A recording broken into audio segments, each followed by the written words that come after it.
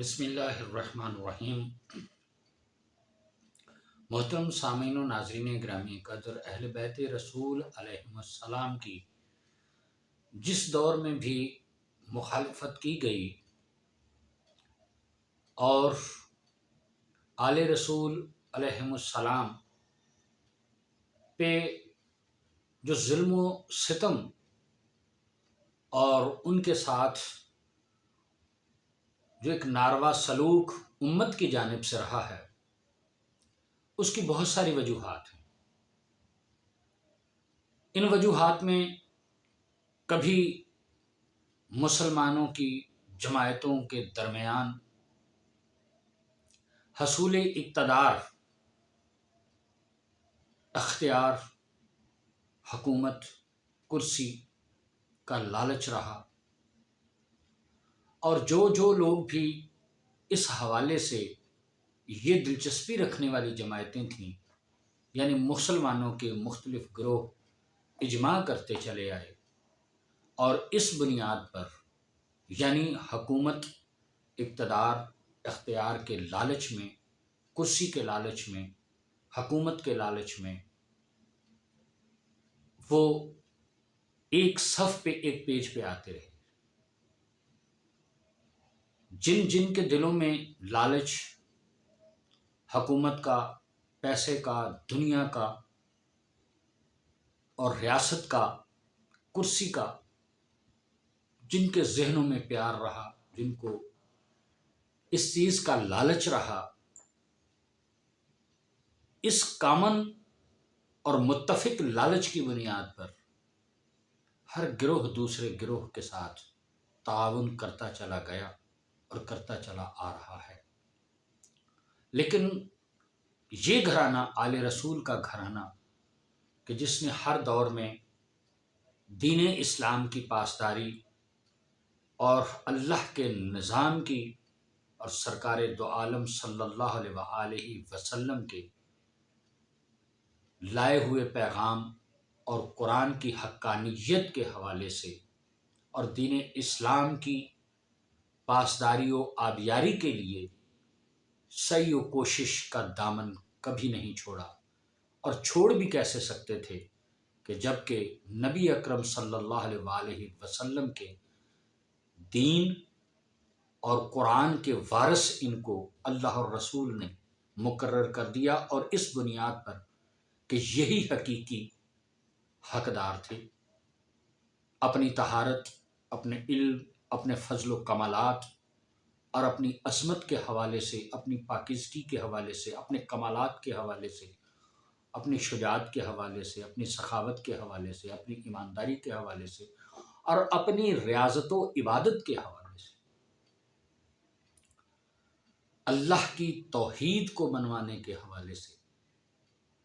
اور محمد مصطفیٰ صلی اللہ علیہ وآلہ وسلم کی ختم نبوت کی دلیل بن کر یہ ولایت و امامت کا جو جھنڈا تھا اہل بیت رسول کے ساتھ وابستہ رہا۔ تو ایک تو کوئی بھی دور رہا ہو، مسلمانوں کی طرف سے ایک عجیب المیہ ہے اسلامک ہسٹری کا کہ جو اسلام کے نبی اکرم صلی اللہ علیہ وآلہ وسلم کے بعد سب سے بڑے وارث، حقدار رہے، اور دین اسلام کے سب سے بڑے جو وارث رہے، حقیقی وارث، جو دین کو سمجھنے والے، دین کو سمجھانے والے، دین پہ عمل کرنے والے، وہ ذوات مقدسہ اہل بیت آل اطہار علیہ السلام، اور ان کی مخالفت دین کی بنیاد پر، اسلام کی بنیاد پر، قرآن کی بنیاد پر غیر مسلموں نے نہیں کی، خود مسلمانوں نے کی، اور اس حد تک کی کہ اتنی دشمنی مسلمانوں نے غیر مسلموں سے نہیں کی جتنی آل رسول کے ساتھ کی۔ کیوں؟ اس لیے کہ اپنے جبر و استبداد کے ساتھ، اپنی جارحانہ پالیسیوں کے ساتھ غیر مسلمانوں پر فتحیں حاصل کرنا اور خلافت و جو ایک خدائی منصب تھا جو ایک امامت اور سیادت اللہ کی جانب سے تھی، جو ایک دین اسلام کی باغ دوڑ سنبھالنے کا ایک جو فریضہ اللہ کے رسول کی جانب سے تھا، اس کو دنیا داری کے نظام کے تحت فوجوں کے ذریعے، حکومت کے ذریعے اور جنگی چالوں کے حوالے سے دنیا پہ مسلط ہوتے چلے آئے۔ لیکن ایک چیز تھی، اور وہ تھا کردار، جس کا کوئی مقابلہ نہیں تھا، جس کا کوئی توڑ نہیں تھا، اور خود اہل اسلام کے اندر، اسلامی گروہوں کے اندر جو سب سے زیادہ حکومت کے اہل اور حکومت کیے جانے کے حقیقی مالک اور وارث اہل بیت رسول علیہ طہار علیہ السلام تھے، ان کا چونکہ مسلمانوں کے پاس کوئی توڑ نہیں تھا، نہ چاہتے ہوئے بھی حکومت کی انہوں نے کبھی، اہل اطہار علیہ السلام نے کبھی بھی حکومت کے لیے کوشش اور صحیح نہیں کی، لیکن مسلمان ان کو ان کی علمیت پہ، ان کی سیادت پہ، ان کی امامت پہ، ان کے کردار کی وجہ سے، ان کی سخاوت کی وجہ سے، ان کی ریاضت کی وجہ سے، ان کی شجاعت کی وجہ سے ان کو اپنے راستے کا ایک رکاوٹ سمجھتے رہے کہ کہیں بھی کسی بھی وقت جب یہ اٹھ کے کھڑے ہو جائیں گے تو ان کا ہمارے درمیان کوئی ثانی نہیں ہوگا،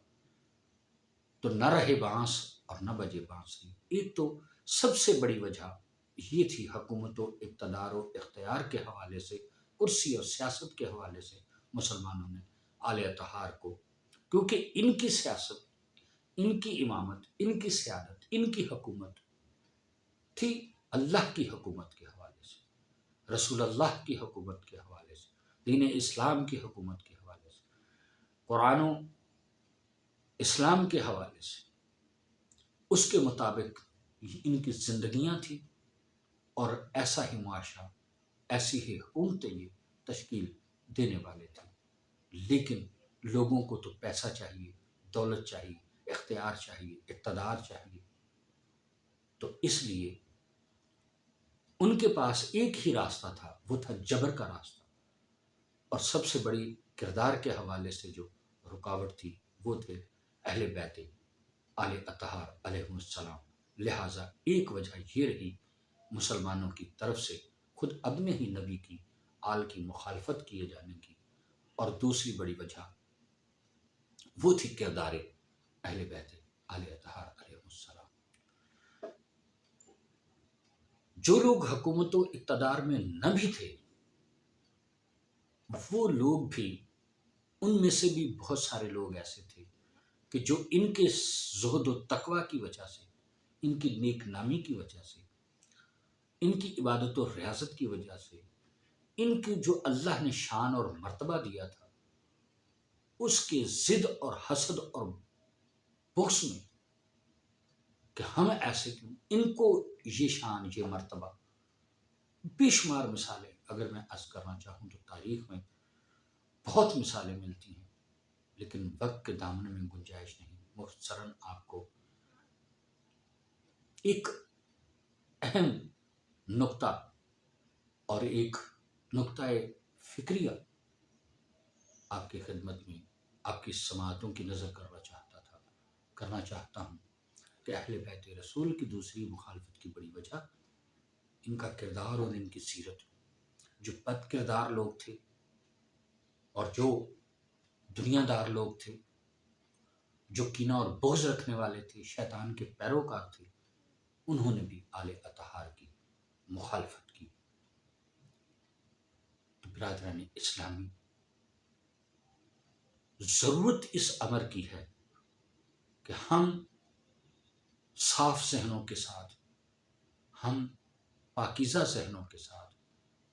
ہم وہ بابا بلے شاہ کا ہے کہ اگر تمہارا دل صاف نہیں ہوتا، اگر من پلیت ہے، دل پلیت ہے،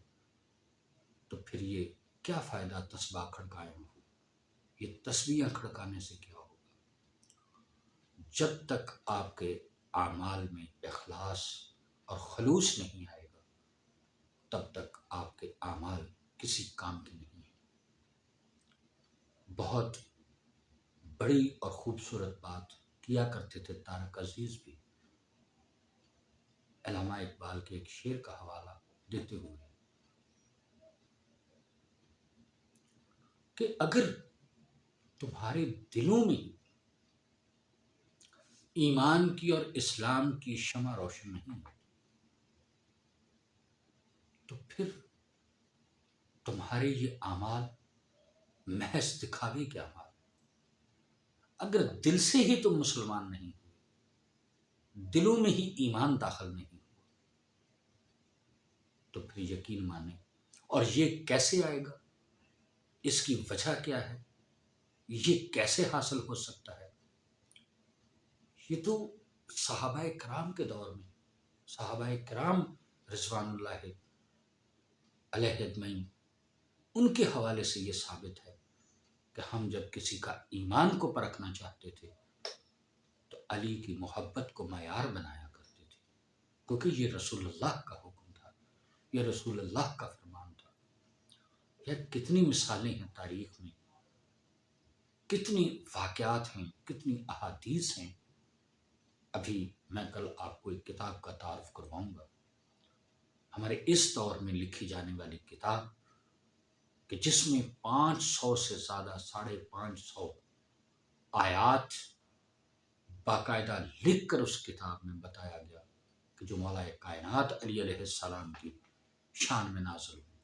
ویسے تو پورا ہی قرآن جو ہے محمد و آل محمد کی سیرت اور ان کی جو ان کا کردار تھا،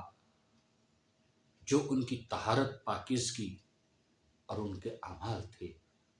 ان کا کردار تھا، اس کی تفسیر ہے قرآن۔ قرآن تو حضرت ام المومنین عائشہ رضی اللہ تعالی عنہا سے بھی پوچھا گیا تھا کہ اگر رسول اللہ کے بارے میں پوچھا جائے کہ رسول اللہ کے اخلاق حسنہ، رسول اللہ کی سیرت، ان کے کردار کے حوالے سے آپ بات کریں تو آپ کیا کہیں گے؟ تو انہوں نے کہا کہ اگر رسول اللہ کے حوالے سے پوچھنا چاہتے ہو تو یوں سمجھ لو کہ قرآن کو پڑھو، قرآن میں جو کچھ لکھا ہے وہ ایسا ہی ہے جیسے رسول اللہ اس کی عملی تصویر تھی، یعنی ان کے اعمال و افعال جو تھے، ان کا جو کردار تھا، ان کی جو سیرت تھی، اسی کا نام قرآن ہے۔ جب وہ لفظوں میں ڈھلتی ہے تو وہ قرآن کہلاتی ہے۔ تو وہی رسول اللہ تو فرماتے تھے کہ انا و علی من نور واحد، علی منی و انا منہ، علی مجھ سے ہے، میں علی سے ہوں، علی کا اور میرا نور ایک ہے۔ الفاطمہ تو بضعۃ منی، کہ فاطمہ میرا ٹکڑا ہے، اور حسین منی وانا من الحسین، کبھی حسن منی وانا من الحسن۔ یہ شہزادے اور جن کے بارے میں اللہ نے بھی قل لا اسألکم علیہ اجرا الا المودۃ فی القربا، کہ میرے محبوب ان سے کہہ دیجئے، فرما دیجئے کہ کوئی اجر نہیں مانگتا اللہ آپ سے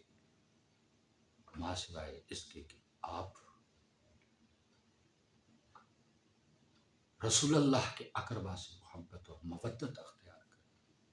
تفصیلات میں جانے کا وقت نہیں۔ انما یرید اللہ لیذھب عنکم الرجس اہل البیت ویطہرکم تطہیرا۔ یہی تو ہے جن کو اللہ نے پاک و طاہر قرار دیا، یہی تو ہیں مسلمانوں جن کی محبت قرآن میں واجب قرار دی گئی، اور یہی تو ہیں کہ جو نفس رسول ہیں، جو رسول کے بیٹے ہیں۔ اور کیا تلاش کر رہے ہو، کیا دیکھ رہے ہو، کیا ڈھونڈنا چاہتے ہو؟ ابنانا و ابناکم و نساءنا و نساءکم و انفسنا و انفسکم۔ ہم اپنے بیٹوں کو لاتے، کتنے حرم تھے، کتنی امہات المومنین موجود تھی، مگر کس کو لے گئے؟ جمع کا صیغہ ہونے کے باوجود لے کے گئے تو کس کو لے کے گئے؟ الفاطمۃ سیدۃ النساء عالمین، وہ عورت ہونے میں ایک کردار بیٹی کا لے کر گئی، ایک کردار زوجہ کا لے کے گئی، اور ایک کردار حسنین کی مادر گرامی کا لے کے گئی، تو وہ نسانہ کے معیار پہ پورا اترے، اور جن کو دیکھتے ہی یہود اور نصارہ، معذرت کے ساتھ نصارہ کے بڑے بڑے عالم دین، اور اس وقت کے جو 3 دن نبی سے مناظرہ کرتے رہے اور اپنی بات پہ قائم رہے، عیسیٰ اللہ کے بیٹے ہیں، اور حضرت عزیر وہ اللہ کے بیٹے ہیں، یہ یہود و نصارہ کا موقف تھا، اور اس سے وہ 1 انچ بھی پیچھے نہیں ہٹے۔ تو آواز قدرت آئی کہ پروردگار، میرے پیارے محبوب، پروردگار کی آواز، اب ان کو تجلائے نور پنجتن دکھاؤ، اب ان کو اپنی سچائی، اپنی صداقت دکھاؤ، اور عملی طور پہ دکھاؤ کہ آؤ مل کے اللہ کی لعنت کرتے ہیں جھوٹوں پر، کہ جو جھوٹے ہوں گے وہ تباہ و برباد ہوں گے، اور حق ہی غالب آ کر رہے گا۔ تو برادران اسلامی، کیا ہوا؟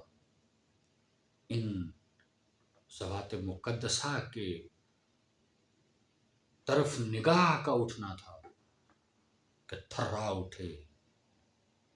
اور نصارہ نے اعلان کیا کہ اے نصرانیوں، ان کے مقابلے میں کبھی زندگی میں مت آنا، ہم دیکھ رہے ہیں اگر یہ پہاڑ کو حکم فرمائے کہ اپنی جگہ چھوڑ دے تو پہاڑ بھی اپنی جگہ چھوڑ دے گا، اور اگر محمد مصطفیٰ صلی اللہ علیہ وسلم نے آج تم پر لعنت کر دی اور انہوں نے آمین کہہ دیا، تو قیامت تک کے لیے تم پر برسنے والی لعنت تم کو نیست و نابود کر دے گی۔ تو انہوں نے جزیہ دے کر، صلح کر کے، اور یہ تسلیم کر کے کہ ہاں بے شک اللہ وحدہ لا شریک ہے، وہی ذوالجلال والاکرام ہے، وہی واحد و یکتا ہے۔ اسی بات پہ تو مناظرہ مباہلہ تھا نا، تو وہ تسلیم کر گئے کہ ہم معافی چاہتے ہیں کہ آپ اور آپ کا رب سچا ہے۔ تو کیا منوایا؟ محمد کی رسالت کو منوایا، اللہ کی توحید کو منوایا۔ مسلمانوں، انہی کے ساتھ تم نے کیا سلوک کیا؟ اہل بیت آل اطہار علیہم السلام کہ جن کے دروازے سے کبھی کوئی خالی نہ گیا، جو 3 دن بھوکے اور پیاسے رہ کر اس امت کو کھلاتے رہے، تم نے ان کے ساتھ کیا کیا؟ سوچو ذرا، غور و فکر کرو، اپنے اللہ کو اور اپنے رسول صلی اللہ علیہ وسلم کو یوم حشر کیا منہ دکھاؤ گے؟ کیا منہ دکھاؤ گے؟ سوچو اور غور کرو۔ اللہ ہم سب کو ہدایت عطا فرمائے اور صراط مستقیم محمد و آل محمد کے راستے پہ چلائے۔ آمین ثم